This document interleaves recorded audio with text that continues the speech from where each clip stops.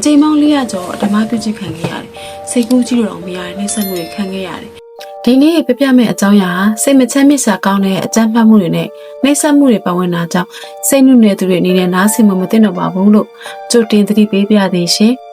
လူတစ်ယောက်ဟာနောက်တစ်ယောက်ပေါ်မှာဘယ်လောက်ထိရက်ဆက်နိုင်တယ်ဆိုတာကိုဒီမှုကသက်သေပြနေပါတယ်။တနိုင်ငံလုံးကချစ်ကြတဲ့အပြစ်မဲ့ចောင်းသူတွေတို့ကရက်ပေါင်း44ရက်တိုင်တိုင်ငရဲတက်ဆိုတဲ့နှိမ့်ဆက်မှုတွေကိုတယောက်တည်းကြိတ်မိတ်ခံစားသွားခဲ့ရပါတယ်။ဒါဟာဂျပန်နိုင်ငံရဲ့သမိုင်းမှာအဆိုးရွားဆုံးနဲ့စိတ်မချမ်းမြေ့စရာအကောင်းဆုံးကွန်ကရစ်စီပိုင်းလူသက်မှုပဲဖြစ်ပါတယ်။1988ခုနှစ်နိုဝင်ဘာလမှာအသက်19နှစ်အရွယ်ဂျွန်ကိုဖူတာဟာတောက်ပတဲ့အနာဂတ်တွေနဲ့အတူစ조사အထုတ်နေတဲ့အထက်တန်းကျောင်းသူတွေတအူပါသူမဟာရင်ကျေးပြူငါတဲ့အေးဆေးတယ်သူမမှာရန်သူဆိုတာမရှိခဲ့ပါဘူးဒါပေမဲ့နိုဝင်ဘာ25ရက်ကျောင်းဆင်းပြီးအချိန်ပိုင်းအလောက်ကအပြန်လမ်းမှာတော့သူမရဲ့ကံကြမ္မာကိုပြောင်းလဲသွင်းမဲ့လူရုံမာလေးဦးကိုဆုံတွေ့ခဲ့တယ်အသက်19နှစ်ရဲ့ဂျပန်ကျောင်းသူတွေဂျွန်ကိုဖက်တာကျောင်းဆင်းပြီးအိမ်ပြန်လမ်းမှာပျောက်ဆုံးသွားခဲ့တယ်သူမကိုပုံမှန်အတိုင်းထိုးနေ့ညနေမှာအိမ်ပြန်ရောက်မယ်လို့လည်းမိဘများကမျှော်လင့်ထားတယ်ဒါပေမဲ့ဘယ်တော့မှပြန်ရောက်မလာခဲ့တော့ဘူးမိဘများကလည်းစိုးရိမ်ခဲ့ကြတယ်ဂျွန်ကိုကပြန်မေးဆွဲခဲ့ရတယ်ချုံတော်ထားခဲ့ရတယ်မသိဆုံးမီရက်ပိုင်း40ကျော်ကြာစိတ်ကူးကြည့်၍မရနိုင်တော့နှိမ့်ဆက်မှုများကိုခံစားခဲ့ရ1988ခုနှစ်နိုဝင်ဘာလ25ရက်နေ့မှာဂျွန်ကိုကသူမရဲ့အချိန်ပိုင်းလောက်ကနေအိမ်ကိုပြန်လမ်းလာခဲ့တယ်ဟီရိုရှီမနာတို့အမေရှိစကြသက်ကောင်လေးတူကသူမနာကိုချိန်ကပ်လာခဲ့တယ်။အဲ့ဒီအချိန်မှာအဲ့ဒီကောင်လေးကအသက်18နှစ်ပဲရှိသေးတယ်။မနာတို့ကအကြမ်းဖက်မှုကြောင့်နာမည်ဆိုးနဲ့ကြော်ကြားပြီးတော့ဒေသခံယာကူစာဂိုင်းမြတ်နဲ့ဆက်သွယ်နေတယ်လို့ဆိုကြတယ်။သူနဲ့အတူတငယ်ချင်းဖြစ်သူရှီနီမနာတို့လည်းပါလာခဲ့တယ်။တရားရုံးမှတ်တမ်းများအရသူတို့နှစ်ဦးကအဲ့ဒီညမှာဖြတ်စည်းရမိန်းလေးတဦးကိုရှာဖွေဖို့စီစဉ်ထားခဲ့ကြပြီးသား။မနာတို့ကလမ်းညွှန်ချက်လိုအပ်တယ်လို့ဟန်ဆောင်ပြီးတော့ဂျုံကုတ်ကိုလူပြတ်တဲ့နေရာတစ်ခုကိုဖျောင်းခေါ်ဆောင်သွားတယ်။အဲ့ဒီမှာလူပြတ်သွားတဲ့ခါမှာပေါ့နော်ပြန်ပြီးဆွဲသားခဲ့ကြတယ်။သူမကိုတိုကျိုမြို့ကမနာတို့ရဲ့မိဘများနဲ့အတူနေထိုင်တဲ့နှစ်ထပ်အိမ်ခေါ်ဆောင်သွားတယ်။ထူးဆန်းတာကအဲ့ဒီအိမ်မှာမနာတို့ရဲ့မိဘတွေရှိနေပေမဲ့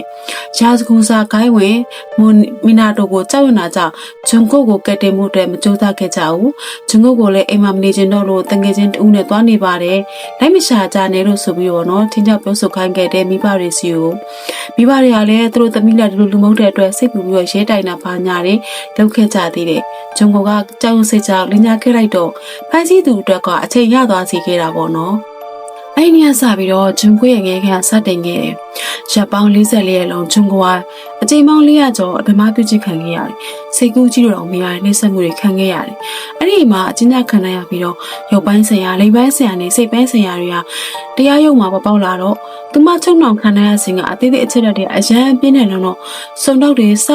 တင်သိရှိတဲ့အချိန်မှာယုံကြည်ဖို့တော့ခက်ခဲသွားကြတယ်။ဂျွန်ကိုနေ့စဉ်ရိုက်နှက်ခံရပြီးလာတာဆောင်တာမဟုတ်ကွန်ကရစ်ကျမ်းပင်ပေါ်နဲ့အပြင်ဘက်မှာအိပ်ဖို့မကြာခဏအတင်းကျပ်ခိုင်းကြတယ်။နောက်ပြီးတော့အချိန်မောင်းများစွာမတိန်တိခံရတယ်။ဒီစေကျော်သက်တငယ်ချင်း၄ဦးထက်မကပါဝင်ခဲ့ကြလို့သိရတယ်။သူတို့ဟာယာကူစာအဖွဲ့ကလူတွေကိုဖိတ်ခေါ်ပြီးတော့ပါဝင်ပတ်သက်စေတာဒါမှမဟုတ်တိကျစေတယ်။သူမကိုအစာငတ်ထားတဲ့ secret တို့မီးချစ်တွေနဲ့မီးရှို့ပြီးတော့မီးရှို့မိပန်းတွေကိုသူမရဲ့ခန္ဓာကိုအတွင်းထည့်ပြီးတော့မီးညို့တာတော့ပေါ့နော်ပြုလုပ်ခဲ့တယ်။သူမရဲ့လက်များကိုချစ်တောက်တွေကျိုးဝအောင်ပေါ့နော်နှိပ်စက်ခဲ့လို့နောက်ပိုင်းဂျွန်ကိုကလမ်းမလျှောက်နိုင်တော့လို့အိမ်သာပဲမသွားနိုင်တော့တရားတွေအပြင်းနဲ့ဖြစ်နေခဲ့တယ်စိတ်ကူးသွားမှုလည်းမပေးခဲ့ကြအောင်ဂျွန်ကိုဖန်ဆီးထားသူလေးဦးတဲ့ကရှီနီမီနိုအိမ်မှာပဲဖန်ဆီးထားကြတာသူ့ရဲ့အိမ်မှာမိဘရဲ့ညီဖြစ်သူနဲ့အတူနေထိုင်ကြတယ်အစာပိုင်းမှာတော့ဂျွန်ကိုမိသားစုရှင်မှာမီနိုရဲ့ရည်စားပြဆောင်ဝန်းခဲ့တယ်သူမရဲ့အခြေအနေကနောက်ပိုင်းမှာဆိုးရွားလာတဲ့တရားရလည်းဖုံးကွယ်လို့မရအောင်ခက်ခဲလာတယ်အဲ့နောက်မှာလည်းအိမ်ကြီးတွေကအော်ဟစ်တန်နေငိုတန်နေပေါ်တော့ဆုညံတန်တခါတည်းမော့အဲ့လိုမျိုး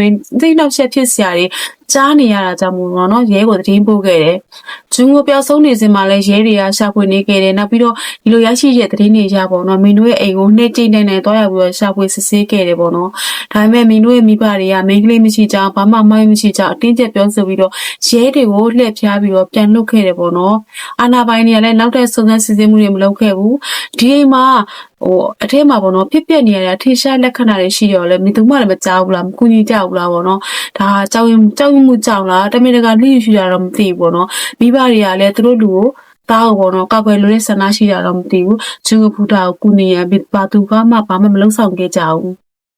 ရတတက်ပများကုံလာနဲ့အမျှဂျွန်ကွင်းချင်းကပုံမဆိုးရလာခဲ့တယ်။ဒီဇင်ဘာလကုံနောက်ပါမှာရုပ်ပိုင်းဆိုင်ရာတင်းတွေစိုးဝင်နေတဲ့နေထိုးရောက်ခဲ့တယ်။သူမရဲ့အတွင်းတန်ရတဲ့ပြင်းထန်ပြီးတော့ယောဂပိုးတွေဝင်ရောက်သွားတာပေါ့နော်။ခန္ဓာကိုယ်အင်္ဂါတွေပျက်စီးသွားတာပေါ့။အဲဒီချုံနောက်ခံရပြီး6ပတ်ကျော်အကြာ1989ခုနှစ်ဇန်နဝါရီလ4ရက်နေ့မှာဂျွန်ကိုတည်ဆုံးသွားခဲ့တယ်။ဒီကိုတည်ဆုံးတဲ့အကြောင်းရင်းကပြင်းထန်တဲ့ဒဏ်ရာတွေကယောဂပိုးတွေဝင်ရောက်ပြီးတော့ခန္ဓာကိုယ်ကပျက်စီးသွားတာပေါ့နော်။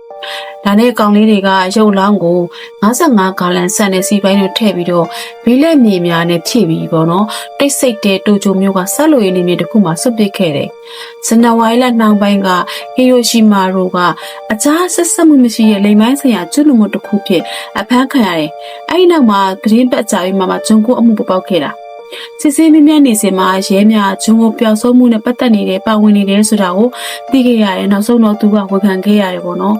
အခြားကောင်လေးကိုလည်းဖမ်းဆီးခဲ့တယ်ဂျွန်ရဲ့ရုပ်လောင်းကိုပါတဲ့စီပိုင်းကိုလည်းမကြမီမှာပြန်လည်တွေ့ရှိခဲ့တယ်တနိုင်ငံလုံးကတရားခံတွေကိုတည်တံပေးဖို့တောင်းဆိုခဲ့ပေမဲ့အဲ့ဒီချိန်က